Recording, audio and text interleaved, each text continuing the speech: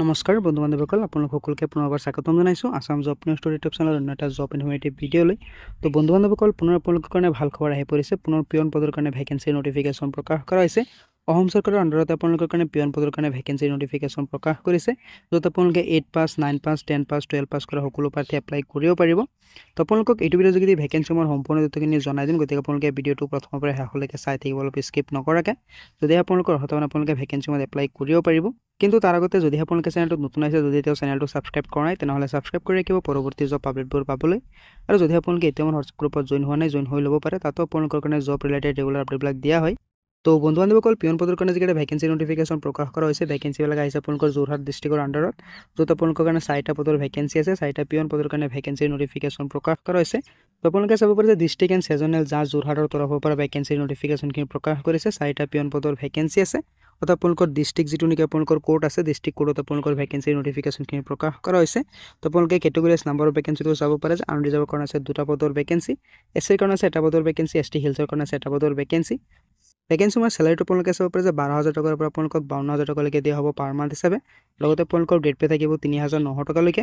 তো যথেষ্ট ভাল পৰিমাণৰ চেলাৰী আপোনালোকক দিয়া হ'ব ভেকেঞ্চিৰ কাৰণে।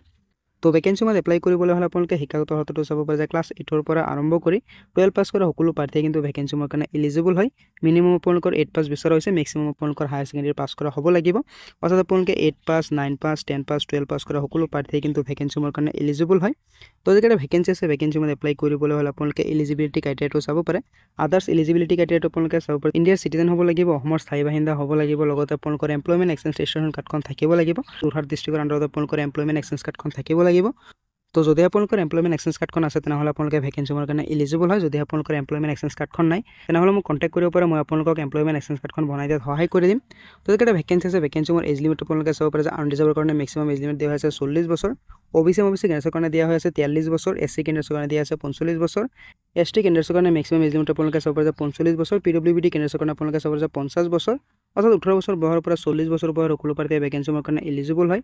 আপোনালোকে কেটেগৰী আছে, আপোনালোকৰ যিটো নেকি চিলেকশ্যন আছে, চিলেকশ্যন বেলেগ বেলেগ হয়। OBC কেণ্ডাৰ্ছৰ কাৰণে 3 বছৰ, SC ST কেণ্ডাৰ্ছৰ কাৰণে 5 বছৰ, PWBD কেণ্ডাৰ্ছৰ কাৰণে 10 বছৰীয়া চিলেকশ্যন দিয়া হৈ আছে। তো আপোনালোকে ভেকেঞ্চিত এপ্লাই কৰিবলৈ হ'লে ষ্টেণ্ডাৰ্ড ফৰ্ম এখন ডাউনলোড কৰিব লাগিব। তাতে আপোনালোকৰ শিক্ষাগত অৰ্হতা চাৰ্টিফিকেট, মাৰ্কশ্বিট, এছ-প্ৰ চাৰ্টিফিকেট, কাষ্ট চাৰ্টিফিকেট, সম্পূৰ্ণ ডকুমেণ্টছকেইটা আপোনালোকে ভৰাই আপোনালোকে ফটোগ্ৰাফৰ সৈতে আপোনালোকে গোটেইকেইটা ডকুমেণ্টছতে ছিগনেচাৰ কৰিব লাগিব, চেল্ফ এটেষ্ট কৰিব লাগিব। চেল্ফ এটেষ্টেড কৰি আপোনালোকে খামৰ ভিতৰত ভৰাই, অৰ্থাৎ চিঠিৰ খামৰ ভিতৰত ভৰাই আপোনালোকে তাত গৈ জমা দিব লাগিব।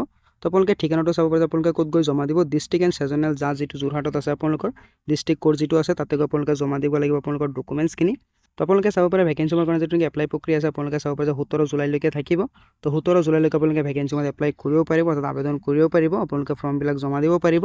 তো যদি আপোনালোকে ইণ্টাৰেষ্টেড আপোনালোকে ভেকেঞ্চিৰ এপ্লাই কৰিব পাৰে। এপ্লিকেশ্যন ফৰ্মটোৰ লগত অফিচিয়েল নটিফিকেশ্যনটো আপোনালোকক হোৱাটছআপ গ্ৰুপত দি দিম, তাৰ পৰা চাই আপোনালোকে ভেকেঞ্চিৰ আবেদন কৰিব পাৰিব।